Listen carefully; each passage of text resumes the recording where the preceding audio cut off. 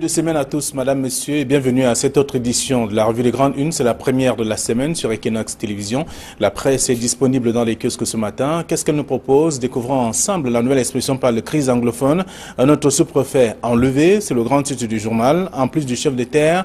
Donc le deuxième, depuis le début des violences, au moins 10 morts ont été donc enregistrés, justement, donc 5 éléments des forces de défense nationale ce week-end dans le nord-ouest et le sud-ouest. C'est à lire en page 2 du journal, qui parle également de la présidentielle 2018. Le Social Democratic Front et le MRC à couteau tiré. Les militants des deux formations politiques se font donc la guerre à travers les réseaux sociaux suite aux déclarations de Joshua aussi au sujet de Maurice Kamto. C'est en page 3 du journal.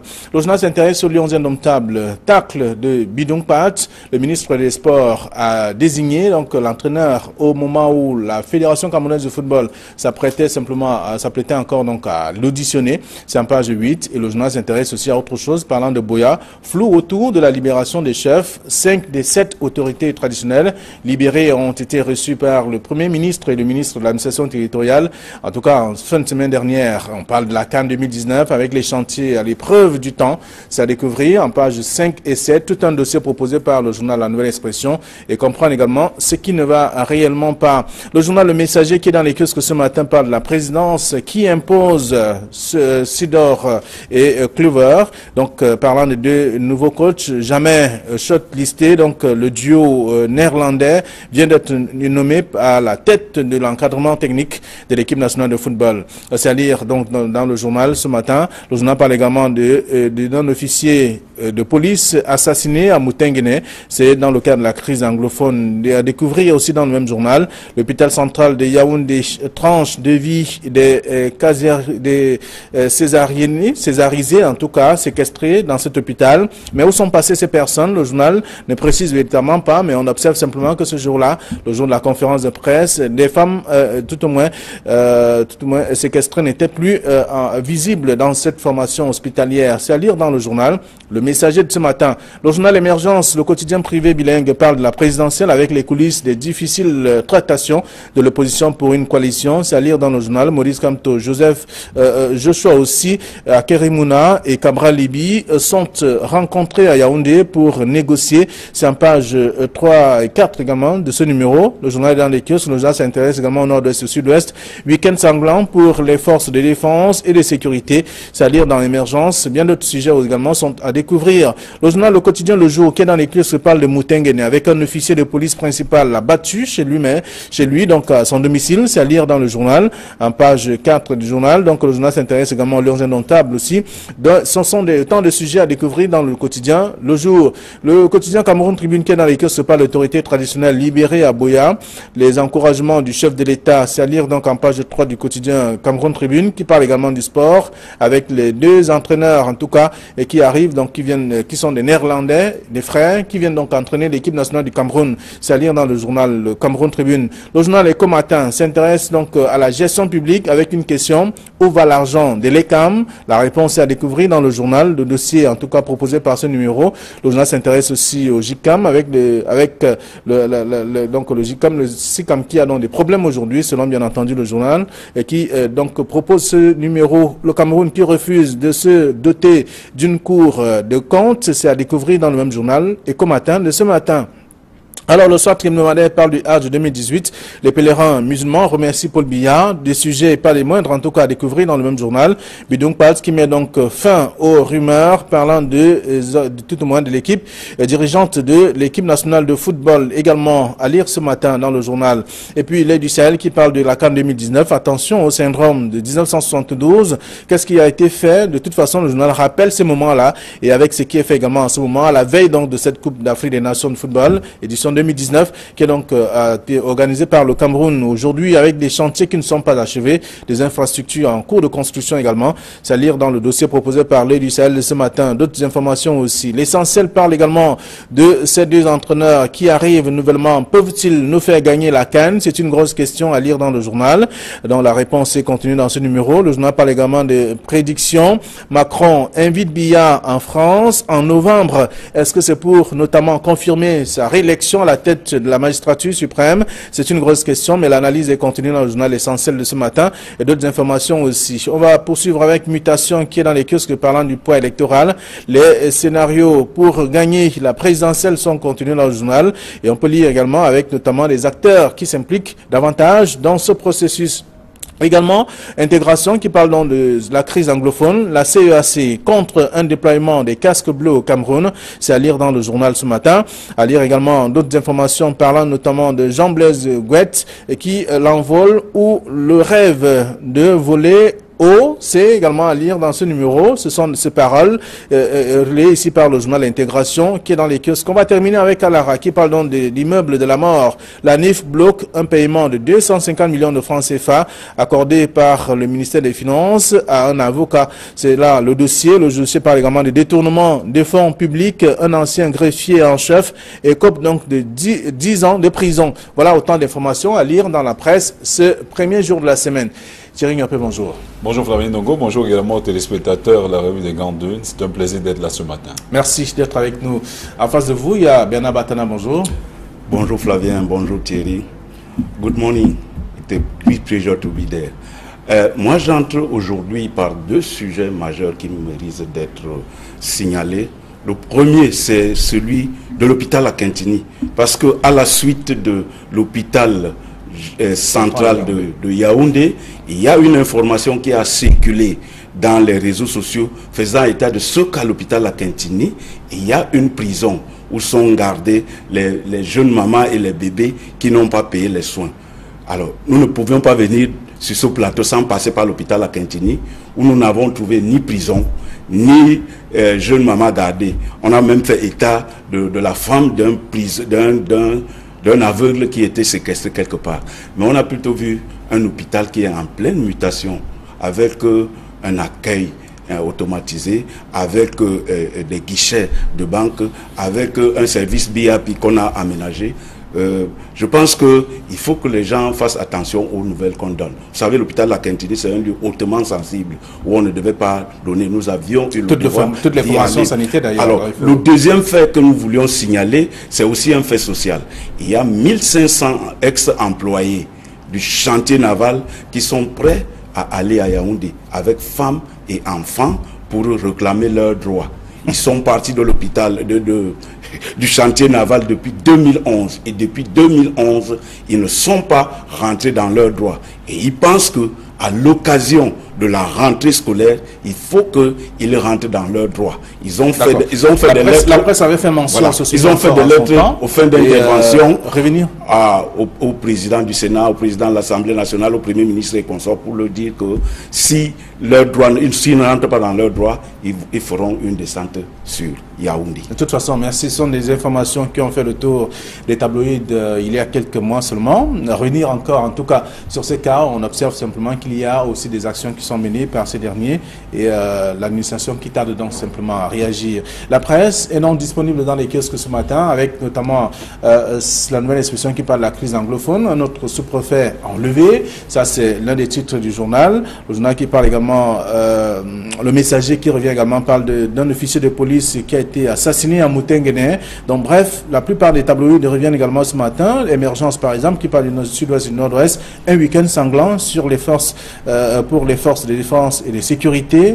Toutes ces informations sont contenues dans la presse. Et le quotidien Le Jour aussi qui parle d'un officier de police principal abattu chez lui à Moutenguene. Il faut quand même dire, Flavien, on l'a toujours souligné ici, la spirale de violence atteint des côtes extrêmement importantes. Il faudrait que l'on trouve une autre solution. On a parlé d'un dialogue franc et inclusif.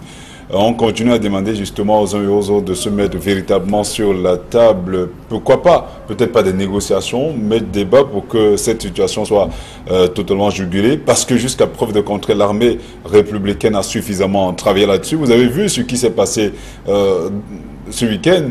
Il y a eu près de 40 personnes soupçonnées d'appartenir à l'Ambazonie qui ont été mises hors d'état de nuire par l'armée républicaine qui a abattu un travail formidable. Et depuis un temps, ce sont des gens qui font du porte-à-porte pour demander à la population de revenir parce que les zones qui étaient entre les mains des rebelles, entre guillemets, ont été pacifiées. Il y a beaucoup de choses qui ont été faites là-dessus, mais on continue quand même à assister à des violences sporadiques qui ne sont pas de nature à créer la sérénité au sein de la population. Voilà un officier de police principal qui a été abattu froidement chez lui. Ce sont des choses qui méritent d'être condamnées avec la dernière énergie. On demande, vous rappelez quand même de la sortie de Monseigneur Cardinal Christian Toumi qui avait demandé un cessez-le-feu bilatéral. Et je soulignais sur ce plateau que l'armée est, jusqu'à preuve de contraire, détentrice de la force de la violence légitime. On ne peut pas comprendre que l'armée qui n'a pas encore commencé à attaquer, ça il faut le dire. L'armée repose, l'armée sécurise, l'armée permet quand même à la population de vaquer jusqu'à preuve de contraire à ses occupations. Imaginez un temps soit peu que l'armée ne soit plus dans ces zones, ce que ça donnerait. Pour l'instant, il faudrait, si on veut que la situation revienne à la normale, parce que, voyez-vous, comment peut-on demander à une armée de baisser les armes quand des chefs qui sont garants de l'autorité traditionnelle sont enlevés, bastonnés, martyrisés? Vous avez vu des images qui nous ont été envoyées depuis le Minat où un chef traditionnel a un dos totalement rué de coups avec des blessures, on ne sait pas si elles guériront. Ce sont des images insoutenables. Vivement que si l'on veut que la paix revienne de ce côté, que ceux qui se sont, en fait, ceux qui ont décidé de prendre les armes ou le maquis se mettent, les déposent et à partir de là on verra. Très bien. Alors, le quotidien Émergence, le quotidien bilingue, conclut en tout cas, ou résume tout cela en une seule phrase: week-end sanglant pour les forces de défense et de sécurité dans les régions anglophones. Oui, on est déjà habitué à ces week-ends sanglants. Tous les matins ici, le lundi, on décrit ça. Mais je note que au cours de la rencontre du ministre Atangadi avec les chefs, il a dit en substance qu'il faut que l'ordre soit enfin rétabli. Moi, je crois que c'est vers cela qu'on doit tendre. Mais au moment précis où il dit qu'il faut que l'ordre soit établi, le sous-préfet de la Main-Tchoum est enlevé et un officier de police est tué à Moutengene. Tout se passe comme si il y a un malin génie qui se nourrit du sang des Camerounais, qu'ils soient du nord-ouest ou du sud-ouest. Tout se passe comme... Et chaque fois, on dit qu'il faut que l'ordre soit rétabli. Chaque fois, on dit qu'il faut qu'un dialogue. Chaque fois, on dit qu'il faut qu'une solution soit définitivement donnée à ce problème anglophone. Mais les gens continuent à mourir. Les gens continuent à être sacrifiés. Vraiment, il faut que cet état de choses cesse. On se rappelle que les chefs traditionnels même, qui sont les garants d'une certaine équité, d'une certaine tradition, ont été enlevés. C'est dire si la situation est extrêmement grave et qu'il faut trouver des solutions avant que ce malin génie ne finisse de se nourrir du sang des Camerounais. Très bien. Alors, le quotidien Le Jour qui parle un officier de police principal abattu. Il y a Émergence qui revient dessus et en même temps d'autres tabloïds et même la Nouvelle Expression. Mais seulement une question est posée par le journal Intégration de ce matin. Est-ce que, tout au moins la CDAC en tout cas, est-ce qu'on devrait déployer des casques bleus au Cameroun? Non, on l'a toujours dit, la situation n'est pas encore arrivée à ce niveau. Le Cameroun peut encore juguler cette crise. Vous avez entendu le ministre Paul Atangadi, Benabadan l'a souligné tout à l'heure, qui dit effectivement que l'ordre doit revenir. Et l'État a suffisamment... avant, on parlait de doléances. Avant, on parlait de revendications. Et ces doléances et ces revendications ont été prises en compte. Il y a beaucoup de choses qui ont été prises ici. On l'a même relevé sur ce plateau. Il y a même la Commission nationale pour la promotion du bilinguisme et du multiculturalisme qui est descendue sur le terrain, a rencontré ces différentes autorités, a élaboré un certain nombre de doléances, de recommandations adressées aux chefs de l'État. Et c'est encore au niveau de la table chef de l'État. Il y a d'autres mesures qui ont commencé à être prises. Vivement justement que l'on continue à ce niveau. Mais on ne peut pas comprendre au moment où l'État est en train de prendre des dispositions pour résoudre, pour juguler les problèmes qui avaient été posés qu'on continue à assister à cette spirale de violence, certainement occasionnée par des personnes qui veulent véritablement diviser le Cameroun. Vous avez entendu, le ministre Paul Atanga dit « Le Cameroun reste un et indivisible » et toute personne qui continuera à travailler dans ce type d'officine mériterait d'être sanctionné avec la dernière énergie. Et il a d'ailleurs souligné ensuite que les financiers, en tout cas, voilà, c'est ce que je voulais souligner, que les financiers qui sont hors du Cameroun, qui continuent à mettre de l'argent pour entretenir cette sale guerre, sont connus et seront bientôt traqués et ramenés au Cameroun pour répondre des faits qui leur sont reprochés. Vous savez qu'il y a une quarantaine de personnes qui ont été... qui a amené voilà, il y a une quarantaine de personnes qui sont encore embassées aujourd'hui, écrouées du côté de Kondengi, toujours simplement parce qu'elles étaient accusées d'avoir de s'être livrées à ce type de jeu. Bon, je ne voudrais pas parler de jeu, mais à ce type d'opération macabre. Alors, donc, la communauté économique et monétaire de l'Afrique centrale refuse carrément, n'est pas d'accord qu'il y ait un déploiement des casques bleus au Cameroun. Oui, mais il faut savoir que la communauté économique n'intervient que lorsque les conditions d'intervention sont réunies. Est-ce qu'on a atteint le seuil qui permet à la communauté internationale d'intervenir? On ne peut pas le dire tout de suite. Quelles sont les conditions pour que la communauté internationale... Est-ce qu'on remplit ces conditions? Mais en tout état de cause, on revient sur le discours du ministre Atanga qui disait qu'il faut que tous ceux qui sont en brousse rejoignent les villages. Sinon, ils iront en prison. Bon, je crois que c'est un ultimatum qui a sa raison d'être ici. Mais l'essentiel étant que dans les villages, que les conditions soient réunies pour une reprise normale à la vie normale. Parce que c'est autant de choses qui feront revenir la sérénité dans le nord-ouest et le sud-ouest. Il faut que l'État régalien reprenne les communautés du sud-ouest et du nord-ouest en main. Parce que, à l'évidence, lorsqu'on enlève un sous-préfet et qu'on tue un officier de police, que voulez-vous que les populations fassent? Qu'ils aillent? Donc, parce qu'il n'y a pas de conditions de sérénité. Il faut que l'État régalien reprenne les choses. Donc, cette communauté économique des États de l'Afrique centrale qui estime que ce n'est pas encore le pic, donc on ne devrait pas encore déployer les casques bleus dans les régions anglophones, beaucoup plus au Cameroun, précisément. Oui, mais parce que justement, la communauté économique de l'Afrique, des États de l'Afrique centrale. en fait, des États de l'Afrique centrale, a compris effectivement que pour l'instant, je l'ai souligné, l'armée républicaine n'a pas encore commencé à réagir. Il y a, selon les déclarations, selon les statistiques jusqu'ici, plus de 1500 jeunes filles et femmes qui ont été violées par ces gens-là qui ont pris le maquis, ça il faut le dire. Ce n'est pas pardonnable, Flavien Ndongo. On ne peut pas pardonner à ce type de personnes qui se permettent de commettre de pareilles exactions. Le jour où l'armée camerounaise décidera de prendre le taureau par les cornes, je crois que la force reviendra à la loi. Vous vous rappelez quand le chef d'État l'avait souligné au lendemain des villes mortes de 2008, la force est revenue à la loi. Maintenant que le ministre Atanga l'a dit, après avoir vu ses chefs traditionnels martyrisés, fouettés, à la limite même traumatisés, je crois quand même que pour l'instant on a atteint un seuil assez critique. Il faudrait qu'un point soit véritablement tapé sur la table parce que les revendications sécessionnistes ont été jusqu'ici, je crois, analysées avec beaucoup de minutie et les réponses apportées. Oui, Bernard, nous sortons du sujet. Oui, nous sortons et je vais reprendre là où Thierry a chuté. Il faut une campagne de resocialisation de tous ceux qui se sont désocialisés par le fait même de cette crise anglophone. Parce que, et comme il le dit, lorsque des jeunes filles sont violées, elles sont traumatisées, il faut donc qu'elles rentrent à la vie normale. Les sociologues doivent rentrer dans la danse pour remettre la sérénité, la vie normale dans les régions du nord-ouest et du sud-ouest. C'est de cela qu'il est question. Il faut que toute cette arsenal soit mis en branle pour que le nord-ouest reprenne, le nord-ouest et le sud-ouest reprennent la vie normale. Très bien. Alors, autre sujet, donc je rappelle déjà que ce sont des sujets que vous pouvez lire dans la presse après avoir fait un tour dans les kiosques.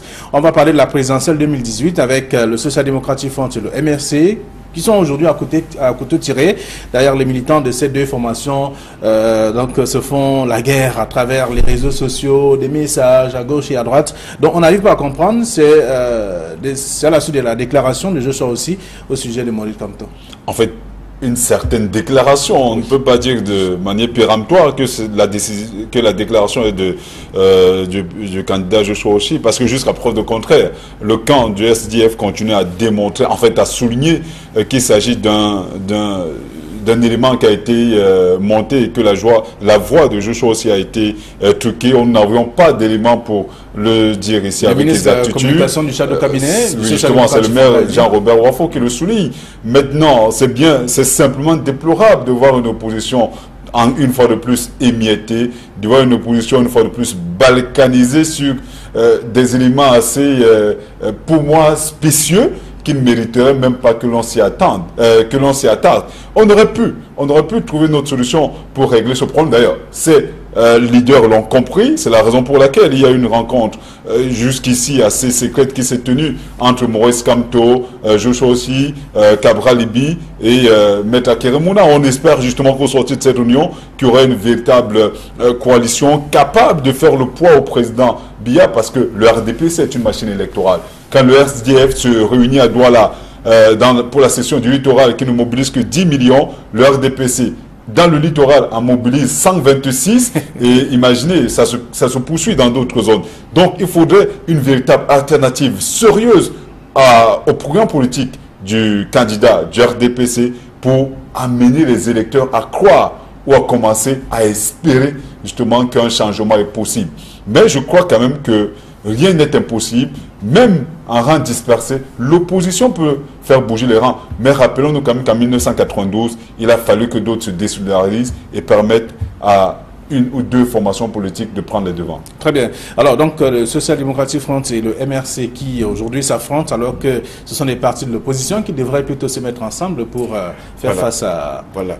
C'est la nouvelle expression qui est liée. Justement, en République démocratique du Congo, et à l'approche des élections où nous sommes, Jean-Paul Bemba, qui est un leader de parti, Jean-Pierre Bemba, a demandé à ce que Moïse Katumbi, qui est un autre opposant, soit reparte en République démocratique du Congo. Cela veut dire que en République démocratique du Congo, on veut une opposition forte pour lutter contre Joseph Kabila, qui est là depuis. Ça devait être la même chose au Cameroun. Mais il me semble que ce n'est pas de cela qu'il est question. C'est vrai, il y a un problème de candidat unique. Mais je pense que l'opposition doit être unie, même si c'est dans la diversité. C'est à ces conditions-là qu'ils pourront venir à bout de cette machine dont Thierry fait allusion, le RDPC. Tant que l'opposition ne sera pas unie, et qu'ils se mettent à se crêper les chignons, ils vont plutôt donner l'occasion au RDPC de rester avec leur champion. Alors, qui attend simplement qu'il y ait du trouble et profiter. Donc, voilà. Alors, Émergence qui parle donc de ces coulisses, des coulisses des difficiles tractations de l'opposition pour une certaine coalition. Nous l'avons souligné tout à l'heure. Il s'agit là des batailles à fleuret moucheté, mais qui ne devraient pas avoir lieu. L'opposition devrait comprendre, comme en 1992, qu'il est possible de faire peur au RDPC. Il est même possible de déloger le candidat Biya. Rien n'est impossible. Quand le peuple veut, cela est possible. Le RDPC, aux dernières élections, Maître Momo, malheureusement, ou heureusement pour lui, et malheureusement pour les autres membres de son camp, qui a viré de l'autre côté, du côté du RDPC, avait souligné que le RDPC a gagné avec près de 3 500 000 électeurs. Aujourd'hui, nous sommes à plus de 6 700 000 inscrits sur les listes électorales. Donc, vous voyez bien qu'il y a déjà à côté de ces électeurs du RDPC des gens qui peuvent, en fait, un contrepoids, même ne serait-ce que sur la masse des personnes inscrites sur les listes électorales.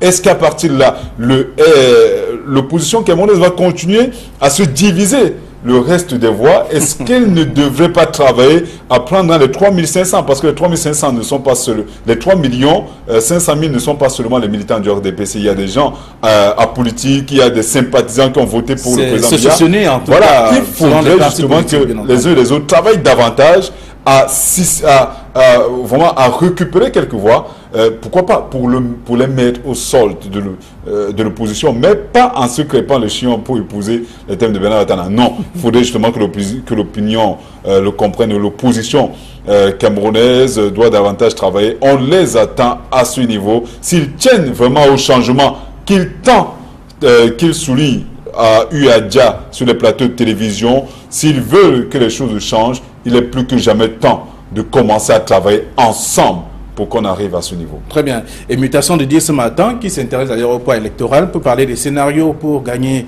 la présidentielle, et on parle des poids politiques.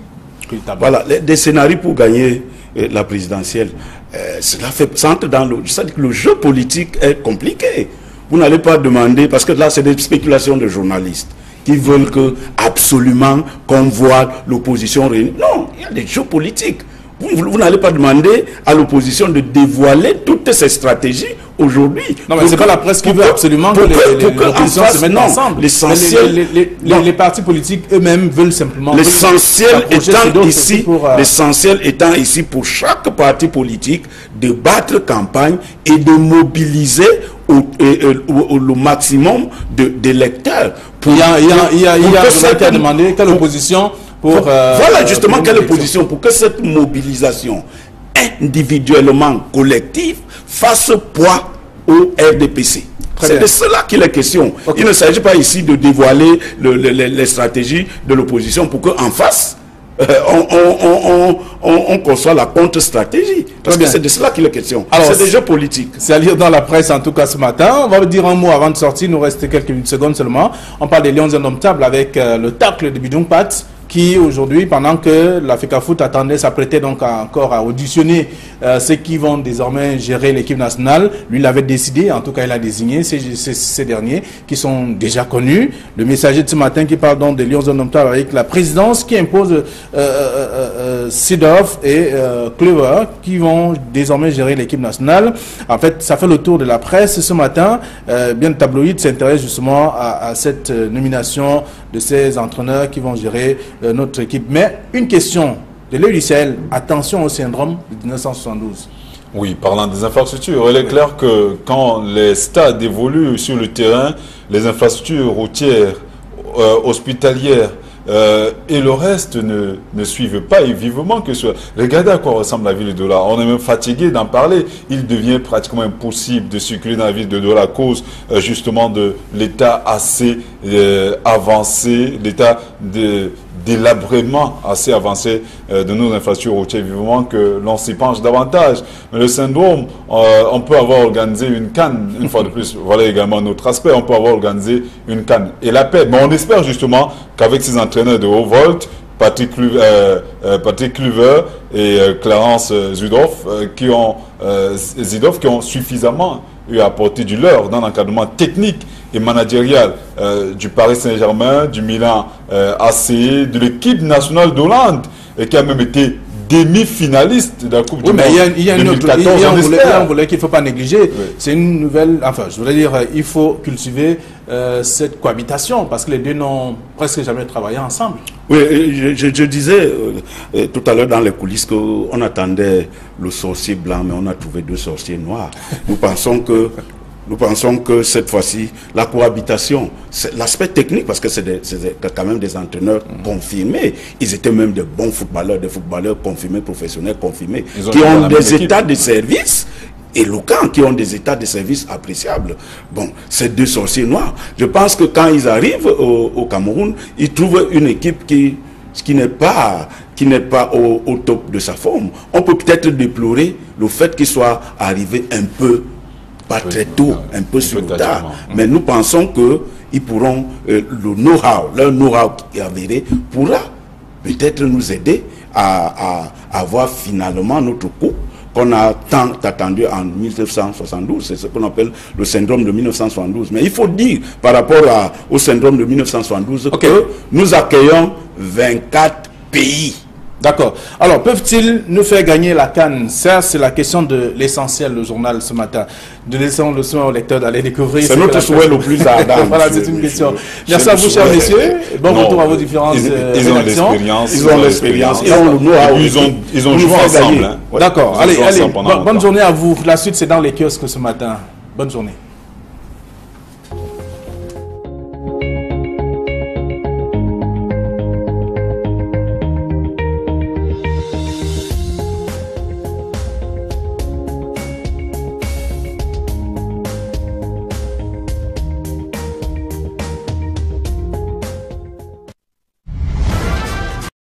Traqués et ramenés au Cameroun pour répondre des faits qui leur sont reprochés. Vous savez qu'il y a une quarantaine de personnes qui ont été... qui a mené voilà, il y a une quarantaine de personnes qui sont encore embassées aujourd'hui, écrouées du côté de Kondengi, toujours simplement parce qu'elles étaient accusées d'avoir de s'être livrées à ce type de jeu. Bon, je ne voudrais pas parler de jeu, mais à ce type d'opération macabre.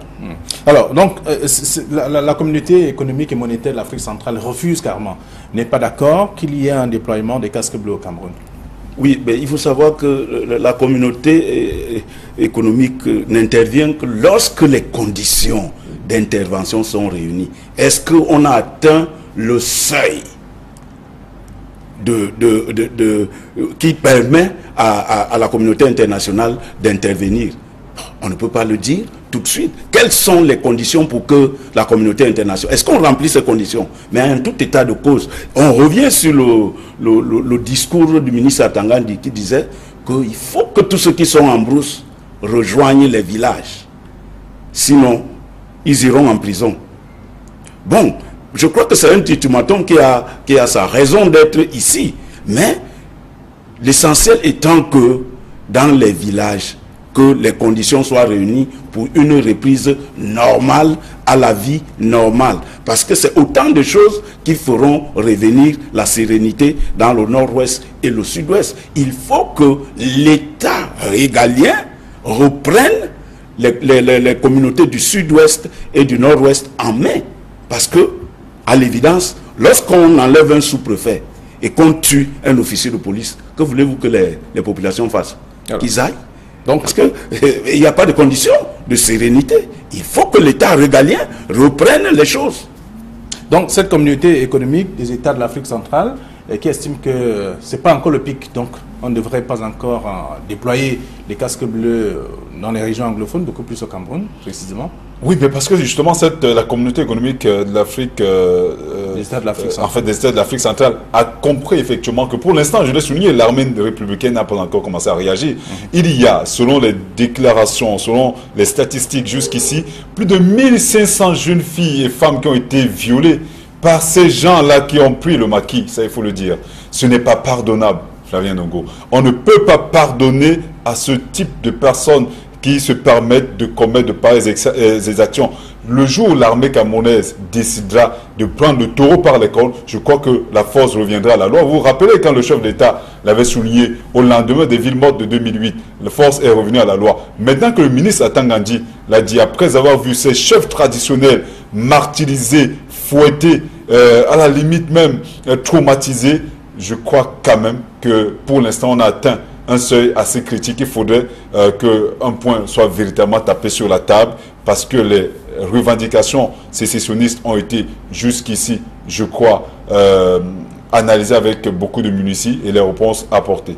Oui, Bernard, nous sortons du sujet. Oui, nous sortons et je vais reprendre là où Thierry a chuté. Il faut une campagne de resocialisation de tous ceux qui se sont désocialisés par le fait même de cette crise anglophone. Parce que, et comme il le dit, lorsque des jeunes filles sont violées, elles sont traumatisées, il faut donc qu'elles rentrent à la vie normale. Les sociologues doivent rentrer dans la danse. Il y a donc des problèmes aujourd'hui, selon bien entendu le journal, et qui donc propose ce numéro, le Cameroun qui refuse de se doter d'une cour de compte. C'est à découvrir dans le même journal. Et comme de ce matin, Alors, le soir hebdomadaire parle du Hajj 2018. Les pèlerins musulmans remercient Paul Biya. Des sujets pas les moindres, en tout cas, à découvrir dans le même journal.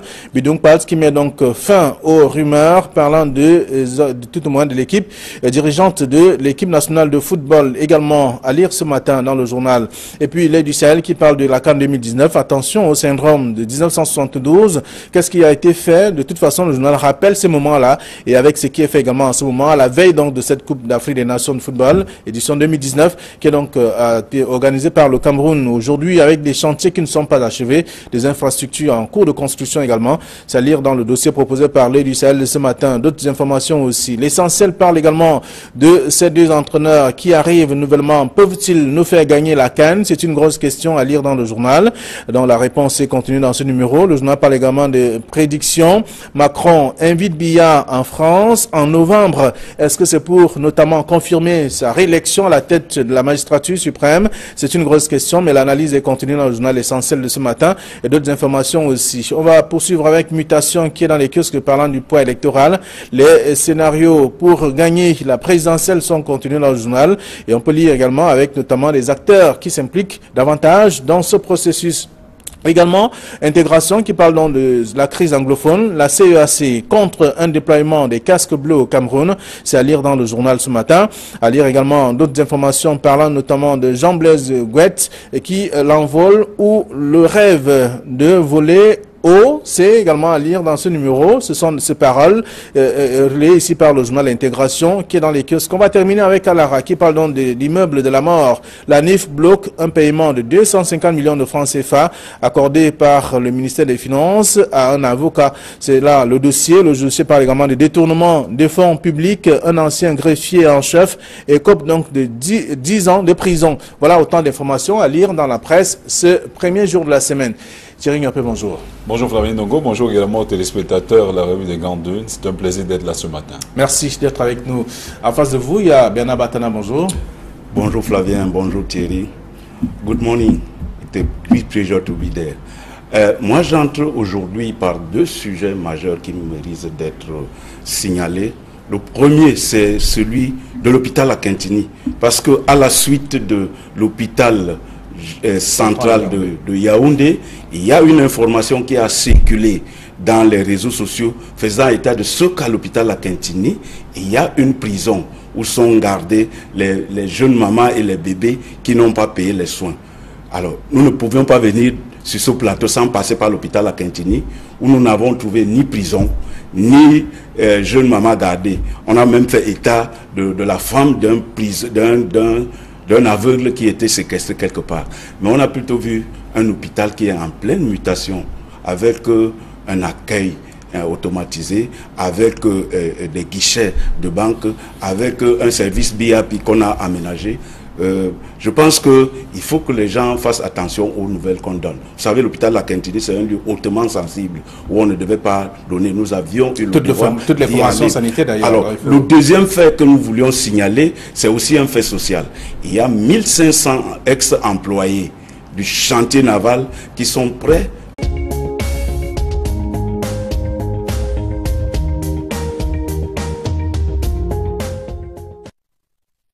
De semaine à tous, madame, monsieur, et bienvenue à cette autre édition de la revue des Grandes Unes. C'est la première de la semaine sur Equinox Télévision. La presse est disponible dans les kiosques ce matin. Qu'est-ce qu'elle nous propose? Découvrons ensemble la nouvelle expression par le crise anglophone. Un autre sous-préfet enlevé, c'est le grand titre du journal, en plus du chef de terre. Donc le deuxième, depuis le début des violences, au moins 10 morts ont été donc enregistrés. Justement, donc 5 éléments des forces de défense nationale ce week-end dans le nord-ouest et le sud-ouest. C'est à lire en page 2 du journal, qui parle également de la présidentielle 2018. Le Social Democratic Front et le MRC à couteau tiré. Les militants des deux formations politiques se font donc la guerre à travers les réseaux sociaux suite aux déclarations de Joshua aussi au sujet de Maurice Kamto. C'est en page 3 du journal. Le journal s'intéresse au lion indomptable. Tacle de Bidung Pat. Le ministre des Sports a désigné donc l'entraîneur au moment où la Fédération camerounaise de football s'apprêtait encore donc à l'auditionner. c'est en page 8. Et le journal s'intéresse aussi à autre chose, parlant de Boya. Flou autour de la libération des chefs. 5 des 7 autorités traditionnelles libérées ont été reçues par le Premier ministre et le ministre de l'administration territoriale. En tout cas, en fin de semaine dernière, on parle de la CAN 2019 avec les chantiers à l'épreuve du temps. C'est à découvrir en page 5 et 7, tout un dossier proposé par le journal La Nouvelle Expression et comprendre également ce qui ne va réellement pas. Le journal Le Messager qui est dans les kiosques ce matin parle de la présidence qui impose Sidor et Clover. Donc, parlant de 2 nouveaux coachs, jamais shortlistés. Donc, le duo néerlandais vient d'être nommé à la tête de l'encadrement technique de l'équipe nationale de football. C'est à lire donc dans le journal ce matin. Le journal parle également d'un officier de police assassiné à Moutenguene. C'est dans le cadre de la crise anglophone. À découvrir aussi dans le même journal, l'hôpital central de Yaoundé, tranche de vie des césarisés, en tout cas, séquestrés dans cet hôpital. Mais où sont passées ces personnes? Le journal ne précise véritablement pas, mais on observe simplement que ce jour-là, le jour de la conférence de presse, des femmes, tout au moins séquestrées n'étaient plus visibles dans cette formation hospitalière. C'est à lire dans le journal Le Messager de ce matin. Le journal Émergence, le quotidien privé bilingue, parle de la présidentielle avec les coulisses des difficiles tractations de l'opposition pour une coalition. C'est à lire dans le journal. Maurice Kamto, Joshua aussi, Kerimuna et Cabral Libi sont rencontrés à Yaoundé pour négocier. C'est en page 3 et 4 également de ce numéro. Le journal est dans les kiosques. Le journal s'intéresse également au nord-ouest et au sud-ouest. Week-end sanglant pour les forces de défense et de sécurité. C'est à lire dans Émergence. Bien d'autres sujets également sont à découvrir. Le journal Le Quotidien Le Jour qui est dans les kiosques parle de Moutenguene avec un officier de police principal abattu chez lui, donc à son domicile. C'est à lire dans le journal, en page 4 du journal. Donc le journal s'intéresse également aux leurs indomptables aussi. Ce sont tant de sujets à découvrir dans le quotidien Le Jour. Le quotidien Cameroun Tribune qui est dans les kiosques parle l'autorité traditionnelle libérée à Boya. Les encouragements du chef de l'État, c'est à lire donc en page 3 du quotidien Cameroun Tribune qui parle également du sport avec les 2 entraîneurs en tout cas et qui arrivent donc qui sont des Néerlandais, des frères qui viennent donc entraîner l'équipe nationale du Cameroun. C'est à lire dans le journal le Cameroun Tribune. Le journal Éco Matin s'intéresse donc à la gestion publique avec une question: où va l'argent de l'ECAM? La réponse est à découvrir dans le journal, le dossier en tout cas proposé par ce numéro. Le journal s'intéresse aussi au JICAM avec le JICAM, le SICAM. Vivement que si l'on veut que la paix revienne de ce côté, que ceux qui ont décidé de prendre les armes ou le maquis se mettent, les déposent et à partir de là on verra. Très bien. Alors, le quotidien Émergence, le quotidien bilingue, conclut en tout cas, ou résume tout cela en une seule phrase: week-end sanglant pour les forces de défense et de sécurité dans les régions anglophones. Oui, on est déjà habitué à ces week-ends sanglants. Tous les matins ici, le lundi, on décrit ça. Mais je note que au cours de la rencontre du ministre Tangadi avec les chefs, il a dit en substance qu'il faut que l'ordre soit enfin rétabli. Moi, je crois que c'est vers cela qu'on doit tendre. Mais au moment précis où il dit qu'il faut que l'ordre soit établi, le sous-préfet de la Main-Tchoum est enlevé et un officier de police est tué à Moutenguene. Tout se passe comme si il y a un malin génie qui se nourrit du sang des Camerounais, qu'ils soient du nord-ouest ou du sud-ouest. Tout se passe comme... Et chaque fois, on dit qu'il faut que l'ordre soit rétabli. Chaque fois, on dit qu'il faut qu'un dialogue. Chaque fois, on dit qu'il faut qu'une solution soit définitivement donnée à ce problème anglophone. Mais les gens continuent à mourir. Les gens continuent à être sacrifiés. Vraiment, il faut que cet état de choses cesse. On se rappelle que les chefs traditionnels même, qui sont les garants d'une certaine équité, d'une certaine tradition, ont été enlevés. C'est dire si la situation est extrêmement grave et qu'il faut trouver des solutions avant que ce malin génie ne finisse de se nourrir du sang des Camerounais. Très bien. Alors, le quotidien Le Jour qui parle d'un officier de police principal abattu. Il y a Émergence qui revient dessus et en même temps d'autres tabloïds et même La Nouvelle Expression. Mais seulement une question est posée par le journal Intégration de ce matin. Est-ce que, tout au moins la CDAC en tout cas, est-ce qu'on devrait déployer des casques bleus au Cameroun? Non, on l'a toujours dit, la situation n'est pas encore arrivée à ce niveau. Le Cameroun peut encore juguler cette crise. Vous avez entendu le ministre pour la Tangandi, Benabadan l'a souligné tout à l'heure, qui dit effectivement que l'ordre doit revenir. Et l'État a suffisamment... avant, on parlait de doléances. Avant, on parlait de revendications. Et ces doléances et ces revendications ont été prises en compte. Il y a beaucoup de choses qui ont été prises ici. On l'a même relevé sur ce plateau. Il y a même la Commission nationale pour la promotion du bilinguisme et du multiculturalisme qui est descendue sur le terrain, a rencontré ces différentes autorités, a élaboré un certain nombre de doléances, de recommandations adressées au chef de l'État. Et c'est encore au niveau de la table du chef de l'État. Il y a d'autres mesures qui ont commencé à être prises. Vivement justement que l'on continue à ce niveau. Mais on ne peut pas comprendre au moment où l'État est en train de prendre des dispositions pour résoudre, pour juguler les problèmes qui avaient été posés, qu'on continue à assister à cette spirale de violence, certainement occasionnée par des personnes qui veulent véritablement diviser le Cameroun. Mais vous avez entendu, le ministre Paul Atanga dit « Le Cameroun reste un et indivisible » et toute personne qui continuera à travailler dans ce type d'officine mériterait d'être sanctionné avec la dernière énergie. Et il a d'ailleurs souligné ensuite que les financiers, en tout cas... Voilà, c'est ce que je voulais souligner. Que les financiers qui sont hors du Cameroun, qui continuent à mettre de l'argent pour entretenir cette sale guerre, sont connus et seront bientôt... à aller à Yaoundé avec femmes et enfants pour réclamer leurs droits. Ils sont partis de l'hôpital, du chantier naval depuis 2011. Et depuis 2011, ils ne sont pas rentrés dans leurs droits. Et ils pensent que à l'occasion de la rentrée scolaire, il faut qu'ils rentrent dans leurs droits. Ils ont fait des lettres. La presse avait fait mention. Voilà. Ils ont fait des lettres aux fins d'intervention au président du Sénat, au président de l'Assemblée nationale, au Premier ministre et consorts pour leur dire que si s'ils ne rentrent pas dans leurs droits, ils feront une descente sur Yaoundé. De toute façon, merci. Ce sont des informations qui ont fait le tour des tabloïds il y a quelques mois seulement. Revenir encore, en tout cas, sur ces cas, on observe simplement qu'il y a aussi des actions qui sont menées par ces derniers et l'administration qui tarde donc simplement à réagir. La presse est donc disponible dans les kiosques ce matin avec notamment la nouvelle expression qui parle de la crise anglophone. Notre sous-préfet enlevé, ça c'est l'un des titres du journal. Le journal qui parle également, le Messager qui revient également parle d'un officier de police qui a été assassiné à Moutenguene. Donc bref, la plupart des tabloïds reviennent également ce matin. Émergence par exemple qui parle du sud-ouest et du nord-ouest. Un week-end sanglant sur les forces, pour les forces de défense et de sécurité. Toutes ces informations sont contenues dans la presse. Et le quotidien Le Jour aussi qui parle d'un officier de police principal abattu chez lui à Moutenguene. Il faut quand même dire, Flavien, on l'a toujours souligné ici, la spirale de violence atteint des côtes extrêmement importantes. Il faudrait que l'on trouve une autre solution. On a parlé d'un dialogue franc et inclusif.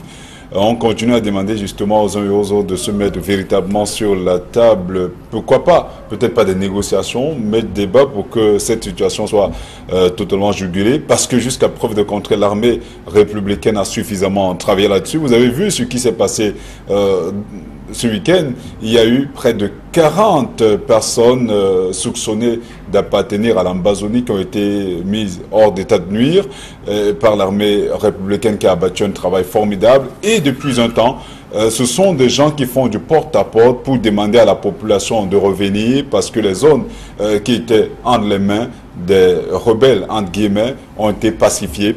Il y a beaucoup de choses qui ont été faites là-dessus, mais on continue quand même à assister à des violences sporadiques qui ne sont pas de nature à créer la sérénité au sein de la population. Voilà un officier de police principal qui a été abattu froidement chez lui.